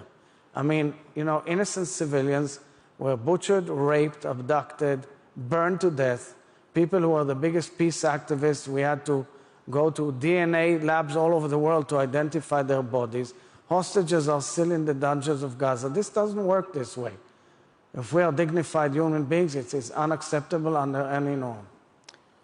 Let me ask you about something that happened in Israel. The head of the IDF, very respected Lieutenant General, resigned because he felt it was important to take personal responsibility for the failure of October 7th. Should that be the extent of it, or is there also political responsibility, for example, in creating a division between the Palestinian Authority and Gaza, in funding Hamas indirectly through the Qataris as a way of keeping the Palestinian leadership divided? Were those also failures of Israeli strategy for which somebody should be held accountable? So first, let's explain to the public here that in the last hour, the Chief of Staff, General Halevi, submitted a letter announcing that he will be retiring in March.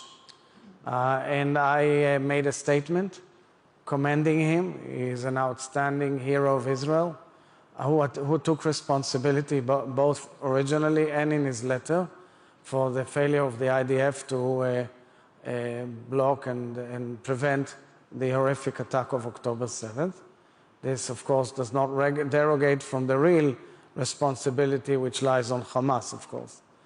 And I also made a statement that there is a national need to inquire in depth. My wife and I, we've paid bereavement calls and visits and meetings with over 1,000 bereaving Israeli families of all faiths, religions, styles of life, and political views. Incredible nation we have, and I'm very, very proud. But there's enormous pain and agony, and many of these families say to us, we want to submit our position. We know from our kid on October 7th what happened at 8 a.m. in the morning. or soldiers who fought, or wounded, or ordinary Israelis, they are seeking, and that is why I repeated my call for a National Inquiry Commission. The National Inquiry Committee is by Israeli law an instance, a tribunal that can investigate this in depth. And then, of course, you'll have the political ramifications you're alluding to. Not only that, we are a democracy. Everything is debated out in the open. We are a very vibrant, successful democracy. With all its challenges and problems, it is impressive to see how the debate goes on in hundreds of websites, in demonstrations in the streets, in public debates, and so forth and so on, and TV channels, and in the parliament. And I'm sure that will be, at the end, discussed and deliberated when election comes. You are a democracy, but there are, as you know, many friends of Israel. I'm thinking of people like Richard Haas in the United States, who say, if Israel continues on its current path, though, with 7 million Palestinians who do not have political voice, it will not be able to be, in the long run, a Jewish democratic state. So there is a tension. We understand that there must be a political move forward on the Palestinian front. But one has to understand the state of mind of Israelis. To come after such a horror and a national trauma, surrounded from 7 different frontiers, and expect Israelis to say, hey guys, we are just, we are withdrawing, we're pulling out from that settlement or otherwise, that's not realistic at all. It doesn't make sense to Israelis. They need to see something that makes sense in terms of their personal security and safety. There were many efforts in the past. There will probably be new efforts now. That is why I think the trajectory of moving forward with Saudi Arabia, with Arab countries, which of course puts the Palestinian issue as a focal point in the discussions, is something which makes more sense to me. At the World Economic Forum this week, there is also one of the representatives of Iran here, Javad Zarif, the vice president, former foreign minister, the man who negotiated the nuclear deal. Do you have any message for him? Is there any possibility of a dialogue? I'm not sure he is directly involved anymore in the real decision-making process through the Iranian leadership, although he holds title.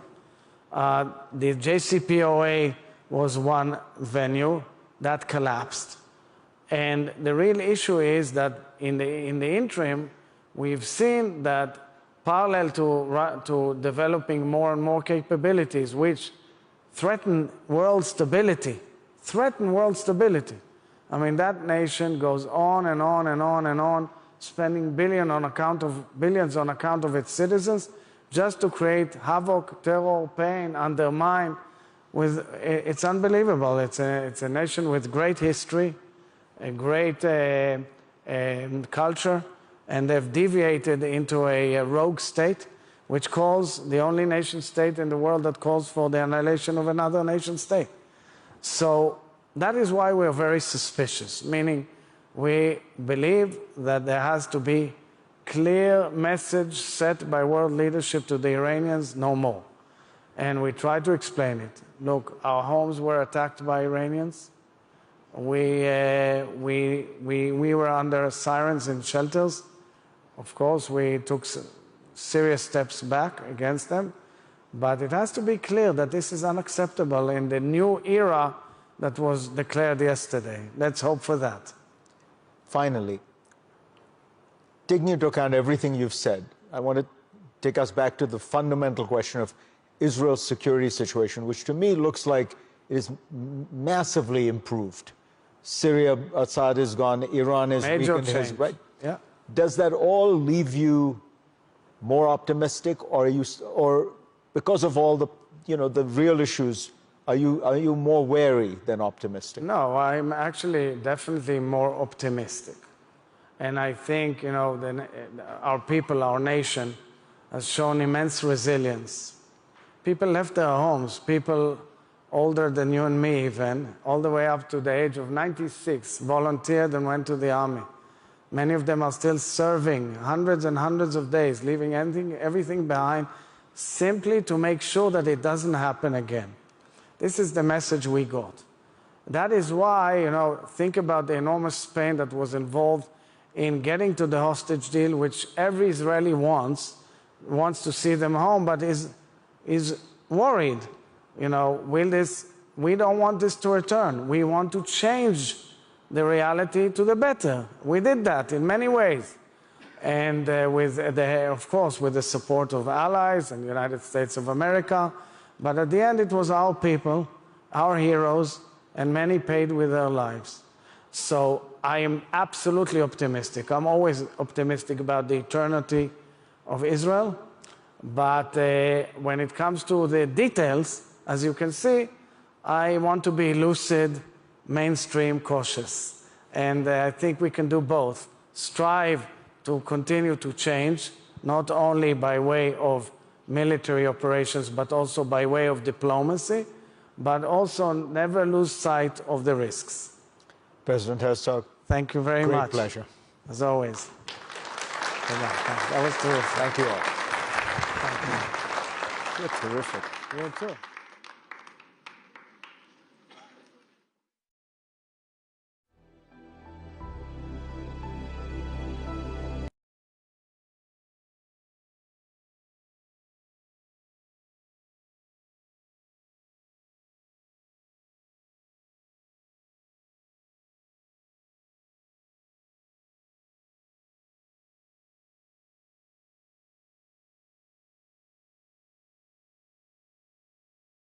Our purchases on the European level. So there is so much what we can do on the European side.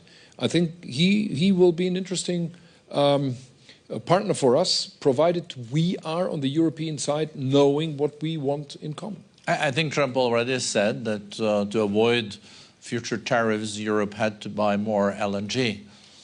Sure. And also increase the military expenditures. But you do have also a defense industry yourself in Germany. We do, but we are not having enough. The European defense industry is not strong enough to provide our military with the equipment we need. So I had a meeting with the EPP party leaders, the European People's Party, which is my party family on the European level. We met on Friday and Saturday in Berlin. We had there one state president, 9 prime ministers, 5 deputy prime ministers, several opposition leaders from the entire European Union, and we agreed on 2 things. The one is a deep cut into the European currency, the European bureaucracy, not currency, sorry, a deep cut into. Some would say that part of a currency too. To preserve the strength of our currency. And the second was military procurement has to be more simple, standardized, and the question of scale. Mario Draghi made this in his report on the competitiveness of the European industry. Scale is one of the key answers to our strength. And we have to use our scale of the economies of scale, which is lacking behind what we can really do in this European. Competition is very important in the market, but do you think we have gone too far, become more Catholic than the Pope when it comes to underlining competition law and not letting companies merge and build stronger units? Yeah. And Europe, will you change that? I have a personal view on that. In my view, the European competition law, especially the merger control directive, is too rigid. I give you 2 examples. The one was the already mentioned merger of German Stock Exchange and London Stock Exchange, which was not allowed by the DG4. The second was the famous example of Siemens and Alstom years ago, not allowed on merger control. So the relevant market for European companies is no longer just the European one. It's the global market. And we have to be competitive on the global market. And that's the reason why I'm in favor to change this regulation. It's not a question of execution. It's a question of the basic regulation. And the merger control, in my view, even as a lawyer, my view is it is too rigid. And the market is seen too narrow. The relevant market is no longer just the European one. When you speak with Macron, this is on a separate note, you have a common challenge because he has competition on the right. And you also have competition on the right with AFD. Do you ever then discuss how to deal with that? What is the best recipe for conservative Christian democratic parties in Europe now to deal with the far right? The simple answer on that is resolve the problems which are seen by the people. This is migration, this is anxiousness all day in terms of labor market, working places, criminality, and so on. And frankly, for us, for Germany, the situation is still easier than it is actually for France, because they have their presidential system. It's much more complicated to come to an agreement between the president and the parliament. The presidential system in France is giving some disadvantages to the president because it's so unbalanced between the president and the parliament. In my view, the German system is still better than the French system is, but we are faced with the same challenges coming from the right-wing populists, and my clear answer is resolve the problems in the center of the democratic parties of our system, and then they will become not stronger, but they will be weakened over time. I guess you follow also the situation south of Germany and Austria, where the Conservative Party and the right-wing party might now go in coalition. Any thoughts on that? Sure, it's a disaster. And the development to this point is quite simple. They tried to moderate and to bring them into the democratic center back by giving them parts of the government. And the right opposite happened. So this is my conclusion for Germany is the clear answer. We will not take these right-wing populists into a government which is led by me. Never. I will not do that. I will try to figure out where we can have our necessary coalitions, and then I will try to get my partners in this coalition convinced that we have immediately to resolve the problems which made them as strong as they are today. I remind you, they came into parliament in 2017 when the first migration crisis happened in Germany. This was their first step in parliament. 2021 again, 2025 most likely again, 2029 we have to try to get them out. I know you're meeting with President Zelensky later tonight. President Zelensky spoke here today, and he came with, in my view, quite a historical reminder that they're fighting this war on behalf of all of Europe. When Putin started the attacks, he had 200 soldiers. Now he has mobilized 600. And even in such a situation, they're pretty much holding the line. Of course, they are also looking at what is happening now in DC and also, I guess, in Germany. And according to the press, the foreign minister ran out of a meeting, cabinet meeting the other day. That I think, you know, that doesn't happen frequently in cabinets. That's at least not my experience in my home country. What would be your what would be your policy on Ukraine, and is that an area will you make compromises? Well, I very much regret that we still have to talk in the third year about this war. And my deep conviction is that if we had gave them better support before, stronger support before, this war could have been over. But now we are in a very critical phase. We don't know yet what the American government will do.